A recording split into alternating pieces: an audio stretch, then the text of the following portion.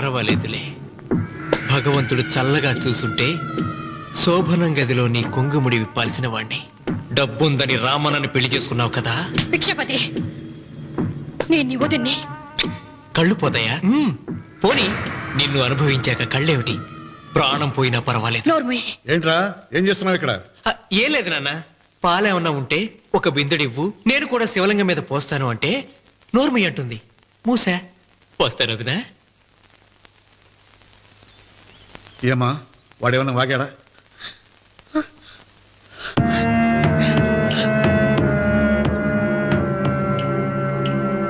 భిక్షపతి, అవును, అసహ్యంగా చండాలంగా వాగాను. చంపుతావా? చంపు. మీ తాత ముత్తాతలు జంతువులు చంపితే నువ్వు నన్ను చంపు. చంపి నా తల కూడా గుమ్మానికి వేలాడగట్టు. ఇదిగో, పుట్టినప్పటి నుంచి సీత నా భార్య అనుకున్నాను, ఆరాధించాను. నేను తాగుబోతుని, తిరుగుబోతుని, లపుట్టు వేదవునని చెప్పి ఆ సీతకు రామన్న చౌదరి గారికి దగ్గరుండి పెళ్లి జరిపించావు కదా. వాళ్ళ కాపురం కూల్చే వరకు నాకు మనశ్శాంతి ఉండదు. సీతని కట్టబెడితే పీటల మీద విషం దాకా చచ్చిపోతుందని బంగారు లాంటి రామునికిచ్చి పెళ్లి చేయించారా? వెంటనే నీ పద్ధతి మార్చుకోకపోతే నువ్వు తినే అన్నంలో విషం కలిపి చంపేస్తాను. వెదవా! వద్దు నాన్న, వద్దు. ఈ చెప్పు దెబ్బ ఎప్పుడో కొట్టుంటే బాగుపడి ఉండేవాడిని. నాన్న, నీ మీదొట్టు, ఇంకెప్పుడు తప్పు చెయ్యను నాన్న, తప్పు చెయ్యను. నన్ను క్షమించు నాన్న. ఏర్పాట్లన్నీ పూర్తయ్యాయా? అది ఏమైంది లోకేశ్వరరావు? 50 జంటలు నమోదు చేయించుకున్నారండి. అందులో 30 జంటలకి దానం చేయడానికి మాత్రమే మన దగ్గర భూమి మిగిలి ఉంది. మరి మిగతా 40 ఎకరాలు అంటే మన పొలమంతా ఈవేళ బాబు గారు ఎన్ని సంవత్సరాల నుంచి దానం చేసుకుంటూ వస్తున్నారు. కొండలైనా కరిగిపోవలసిందే కదా. మరి ఇన్నాళ్ళు నాకెందుకు చెప్పలేదు? మీరు పుణ్యకార్యం చేస్తున్నారు, మిమ్మల్ని ఇబ్బంది పెట్టడం ఎందుకని. రామన్న పేరుతో 2000 ఎకరాలు ఉండాలిగా, అందులోంచి రాసేవండి. అందులో మిగిలిన 60 ఎకరాలే ఇప్పుడు రాశానండి. ఆయన పేరు మీద గజం భూమి కూడా మిగలలేదు. రేపు శుభకార్యం ఆకూడదయ్యా. నూతన దంపతులు నా ఇంటి దగ్గర నుంచి నిరాశగా తిరిగి వెళ్ళకూడదు. నాతోరా జగన్నాథం. అన్నయ్య, నువ్వు ఈ సాయం చేస్తే నా పరువు కాపాడిన వాడివవుతావు. 40 ఎకరాలే కాదు, నా యావదాస్తి మొత్తం నాకు ఇస్తాను, నా ప్రాణాలను ఇస్తాను. లోకేశ్వరరావు, అయ్యా కాగితాలు.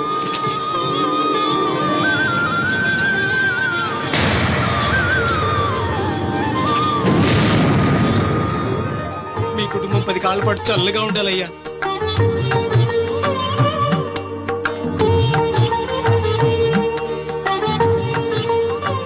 నీ పొలం వాయన దానం చేస్తాడు, పేరు తెచ్చుకుంటాడు. ఇంకా నీకే మిగులుతాది, డబ్బు లేచిపోతావు. తొందర పడకు, చూస్తావుగా. ఒరే రావుడు, ఈ భోజనాల కార్యక్రమం చూస్తుంటే నాకు తిరుపతి దేవస్థానం గుర్తుకొస్తోందిరా. నువ్వైనా చెప్పచ్చు కదా మీ నాన్నకి, ఈ దానాలకు అంతే లేదా? ఎదుటివాడికి ఇంత పెట్టడంలో ఆయన ఆత్మసంతృప్తి పొందుతున్నారు. ఆ పుణ్యమే ఆయన నిండు నూరేడు బ్రతికిస్తుంది. నువ్వు అన్నం వచ్చి ఇదంతా నీ పుణ్యమేరా. అంత మాటలు కదయ్యా. హర హర మహదేవ్ శంభో శంకర. ఓం నమః శివాయ. పెదనాన్న. ఏం బాబు? పెదనాన్న, నాన్న. ఏమిట్రా? నాన్న నోరు. ఏమిటో చెప్పరా. మా నాన్న నోరు తెరిచి నిన్ను అడగలేక నాకు దస్తావేజీలు ఇచ్చి పంపించాడు. దేనికి? మీరు మా దగ్గర తీసుకున్న పొలానికి గాను రుణపత్రం రాయించుకు రమ్మన్నాడు.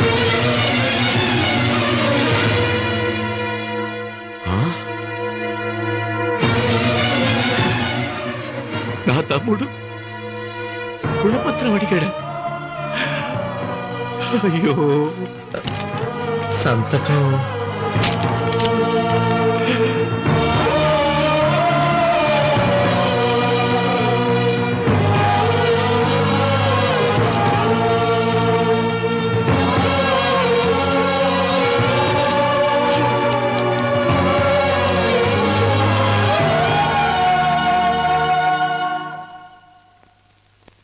ఏంట్రా తినవేంటి?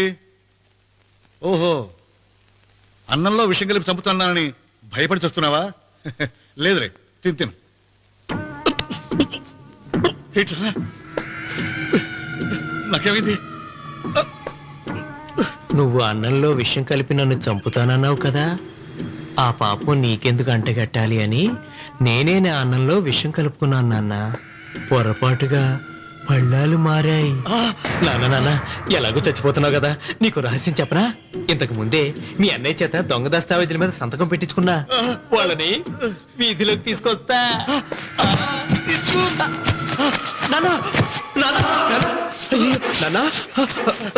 ఈయనతో నీకు చెప్పాక నేను ఎందుకు బతికిస్తాను? నాన్న చిన్నప్పుడు నీ గుండెల మీద ఆడుకుంటే తెగ ఆనందపడేవాడు కదా, పోయేటప్పుడు కూడా ఆడుకుంటా ఆనందపడే. చల్ చల్ గుర్రం చలాకి గుర్రం, చల్ చల్ గుర్రం చలాకి గుర్రం, చల్ చల్ గుర్రం చలాకి గుర్రం, చల్ చల్. నాన్న అయ్యో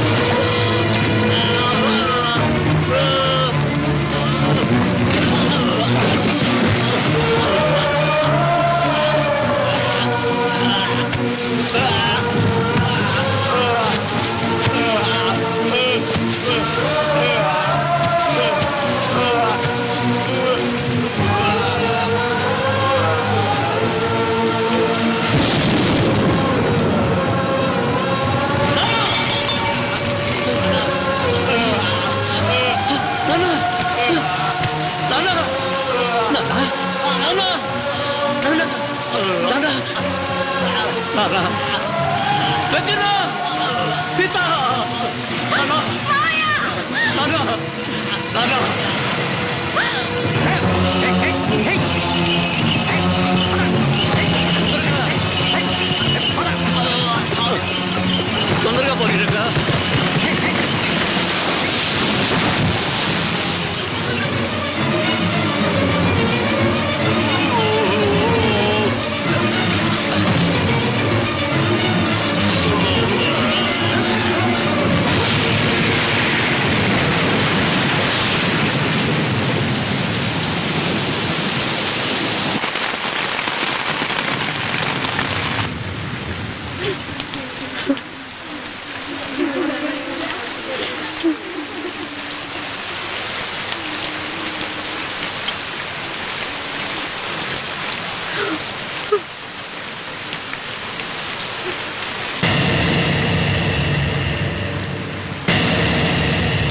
అందరికీ నమస్కారం.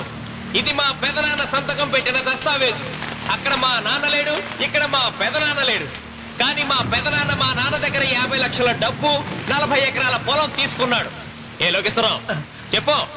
అవునండి, నేను సాక్షి సంతకం చేశాను.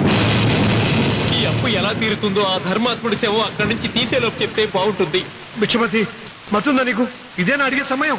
ఆయన తగలబడిపోతే ఆయనతో పాటు ఈ నిజం తగలబడిపోతుంది. మా అన్నయ్య ఆ ధర్మాత్ముడు రక్తం పంచుకుంటాడు. ఏమయ్యా లోకేశ్వరరావు, మా అన్నయ్యకి మిగిలిన ఆస్తి ఏమిటి? ఈ ఇల్లు తప్ప ఏమీ మిగలలేదండి. సరే, 40 ఎకరాల కింద ఈ ఇల్లు పెట్టుకుంటాను. మిగతా 50 లక్షలు ఎలా ఇస్తావన్నయ్యా? ఏంటో నువ్వు మాట్లాడేది? మా రావుని ఒట్టి చేతులతో నడురోడ్డు మీద నిలబెడతావా? సరే, డబ్బు వద్దు, పొలం వద్దు, ఒక్కటిస్తే చాలు. ఏంటది? అది సీత దగ్గరుంది. అది ఇస్తే 50 లక్షల బాకీ రద్దు చేసుకుంటా. సీతారత్నం పుట్టింటి వాళ్ళు పెట్టిన 7 వారాల నగలున్నాయి. అవన్నీ నాకు ఇచ్చేస్తే నేను సరిపెట్టుకుంటాను.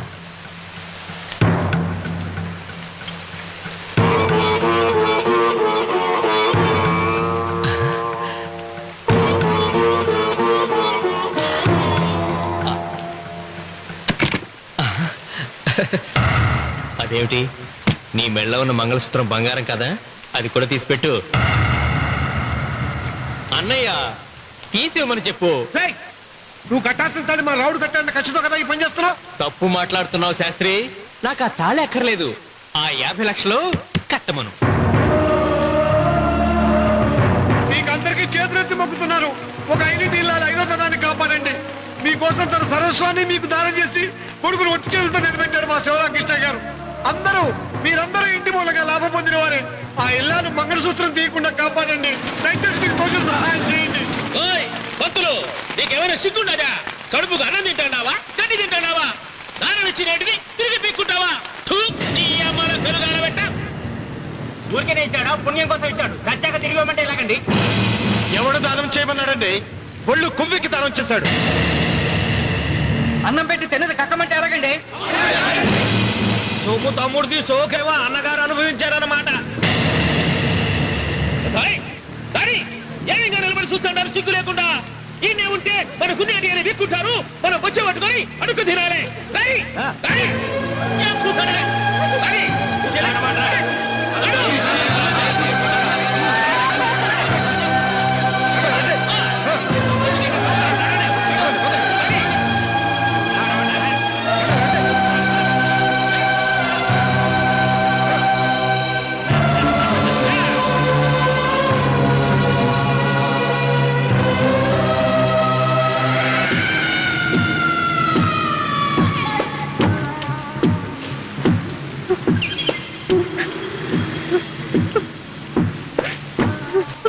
అమ్మ సీత, భిక్షపతి, మా వియ్యంకుడు బాకీ ఉన్న 50 లక్షల డబ్బు, 40 ఎకరాల పొలం నీకు నేనిస్తాను, సరేనా? సరే.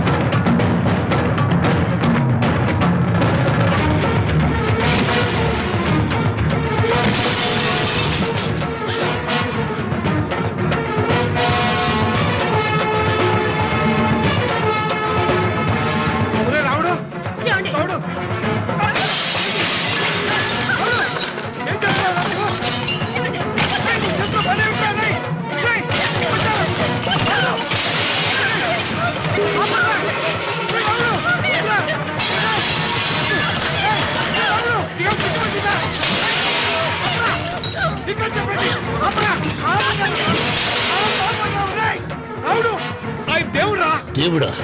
ఆయన దేవుడే అయితే 24 గంటలు శివ పూజ చేస్తూ దానధర్మాలు చేసిన మా నాన్నకు దిక్కులకి సౌనిస్తాడా? దేవుడి పట్ల అపచారం చేయటం మహాపాపం రా. దేవుడిని ఎన్నాడు మనం చేసుకునేది ఆత్మద్రోహం. అసలు దేవుడే లేడు. దిష్టి బొమ్మలాగా నా ఇంటి ముందు ఆ శివలింగం ఉండటానికి వీల్లేదు.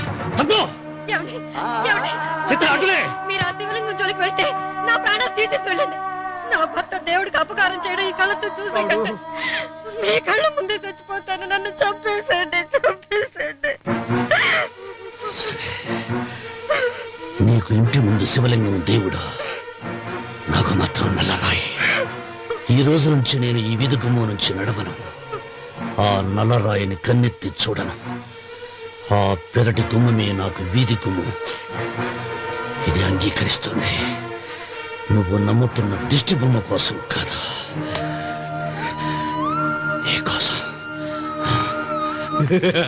లక్ష్మి వచ్చింది. ఇంకా సీతారాముడు. భిక్షపతి గారు తీసుకున్నది 40 ఎకరాలని, మిగతాదంతా కుట్ర అని, ఆ కుట్రలో నాకు భాగస్వామ్యం ఉందని రామన్న గారికి తెలిస్తే నన్ను చంపేస్తారండి. డబ్బు చూసేసరికి ఆశ పుట్టిందా? ఇదిగో ఈ సంగతి ఎవరికైనా చెప్పావో కోసేస్తా. భిక్షపతి, నువ్వు నాశనం అయిపోతావురా, నాశనం అయిపోతావు.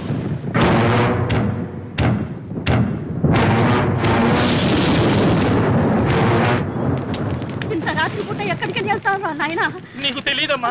తెల్లారేలోగా ఊరు వదిలి పారిపోకపోతే ఆ భిక్షపతి మనల్ని చంపేస్తాడమ్మా. తొందరగా పద.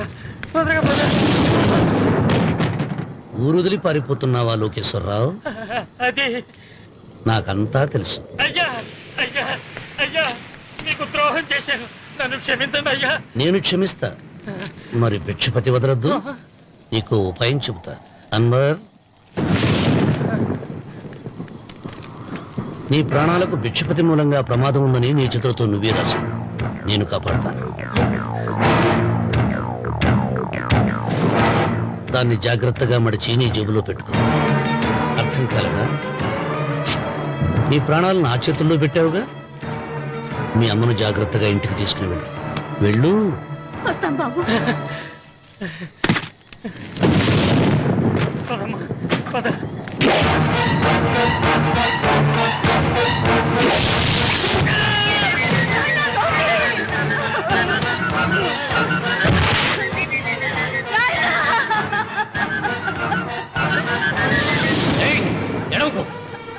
ఎడవకో. కన్నీళ్లు పెట్టేంత గొప్ప చరిత్ర కలిగిన వాడు కాదే నీ కొడుకు. అన్నం పెట్టిన మా నాన్న చావు కారణమైన వాడు. నీ కొడుకును భిక్షపతి చంపాడని పోలీసులకు చెప్పాలి. అప్పుడే బ్రతికినంత కాలం నీకు నీ మనవరాలకి ప్రాణభిక్ష పెడతా. లేకపోతే అన్వర్, అయ్యా, వీడి శవాన్ని తీసుకెళ్లి భిక్షపతి ఇంటి ముందు పడే. పర్వాలేదులే, భగవంతుడు చల్లగా చూసుంటే శోభనం గదిలో నీ కొంగుముడి విప్పాల్సిన వాణ్ణి. డబ్బుందని రామనని పెళ్లి చేసుకున్నావు కదా. భిక్షపతి, నేను వదిన్ని. కళ్ళు పోతాయా?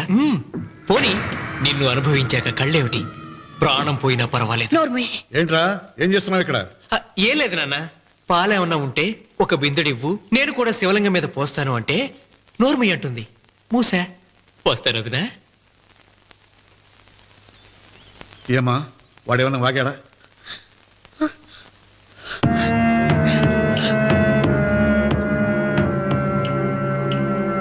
భిక్షపతి, అవును, అసహ్యంగా చండాలంగా వాగాను. చంపుతావా? చంపు. మీ తాత ముత్తాతల జంతువులు చంపితే నువ్వు నన్ను చంపు. చంపి నా తల కూడా గుమ్మానికి వేలాడగట్టు. ఇదిగో, పుట్టినప్పటి నుంచి సీత నా భార్య అనుకున్నాను, ఆరాధించాను. నేను తాగుబోతుని, తిరుగుబోతుని, లపూట్ వేదవునని చెప్పి ఆ సీతకు రామన్న చౌదరి గారికి దగ్గరుండి పెళ్లి జరిపించావు కదా. వాళ్ళ కాపురం కూల్చే వరకు నాకు మనశ్శాంతి ఉండదు. సీతని కట్టబెడితే పీటల మీద విషం దాకా చచ్చిపోతుందని బంగారు లాంటి రామునికిచ్చి పెళ్లి చేయించారా? వెంటనే నీ పద్ధతి మార్చుకోకపోతే నువ్వు తినే అన్నంలో విషం కలిపి చంపేస్తాను. వెదవా! వద్దు నాన్న, వద్దు.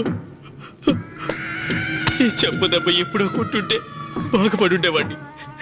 నాన్న, నీ మీదొట్టు, ఇంకెప్పుడు తప్పు చెయ్యను నాన్న, తప్పు చెయ్యను. నన్ను క్షమించు నాన్న. ఏర్పాట్లన్నీ పూర్తయ్యాయా? అది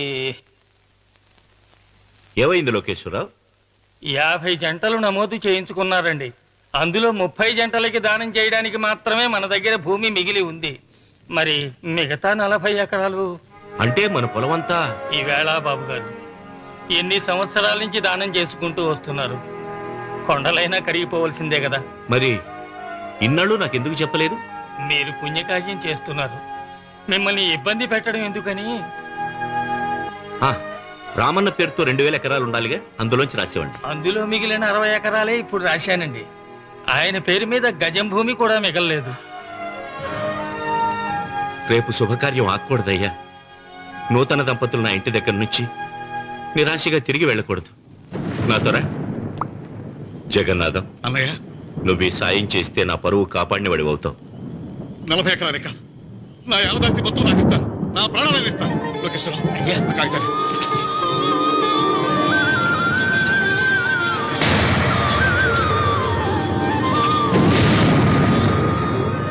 మీ కుటుంబం 10 కాళ్ళ పాటు చల్లగా ఉండాలయ్యా.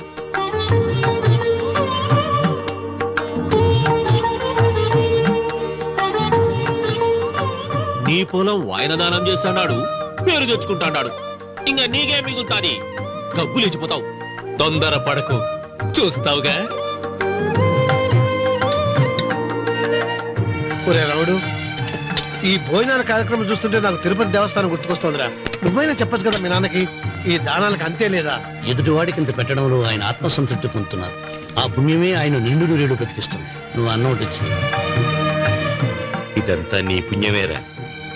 అంత మాటలు కన్నయ్య. హర హర మహదేవ్ శంభో శంకర. ఓం నమః శివాయ. పెదనాన్న, ఏం బాబు? పెదనాన్న, నాన్న, ఏమిట్రా? నాన్న నోరు. ఏమిటో చెప్పరా. మా నాన్న నోరు తెరిచి నిన్ను అడగలేక నాకు దస్తావేజీలు ఇచ్చి పంపించాడు. దేనికి? మీరు మా దగ్గర తీసుకున్న పొలానికి గాను రుణపత్రం రాయించుకు రమ్మన్నాడు.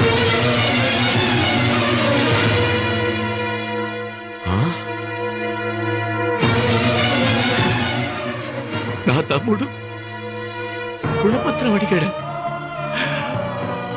అయ్యో, సంతకం